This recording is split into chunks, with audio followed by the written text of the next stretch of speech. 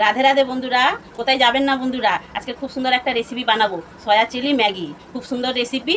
আর বন্ধুরা, আপনারা সবাই এই গরিব দিদিটার কাছে আর বোনটার কাছে থাকবেন, পাশে থাকবেন। আপনারা সাপোর্ট না করলে হবে না বন্ধুরা। চলুন বন্ধুরা, রান্না করব। এখানে সয়াবিন সিদ্ধ করে ভালো করে ধুয়ে নিয়েছি। 1 চামচ আদা নিয়েছি, 1 চামচ রসুন নিয়েছি, 2 চামচ কর্নফ্লাওয়ার নিয়েছি, 1 চামচ সয়া সস নিয়েছি, 1 চামচ ভিনিগার নিয়েছি, 2 চামচ টমেটো সস নিয়েছি, 8টা চামচ নুন নিয়েছি, 8টা চামচ লঙ্কার গুঁড়ো নিয়েছি। এবার ভালো করে মেখে নেবো। আর একটুখানি সোডা দিয়েছি। ওইদিকে তেল গরম হয়ে গেছে।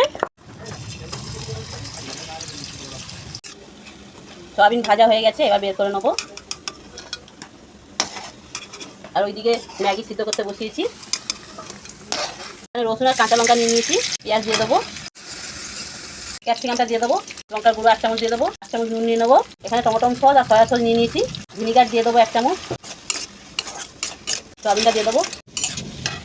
এই বাটির 2 বাটি জল দিয়ে দেবো। 1 চামচ অ্যারারুট দিয়ে দেবো। জল ঝরিয়ে রেখেছিলাম ম্যাগিটা দিয়ে দেবো। ম্যাগি মশলা দিয়ে দেবো। সয়া চিলি ম্যাগি বানানো হয়ে গেছে, ধনেপাতা ছড়িয়ে দিচ্ছি।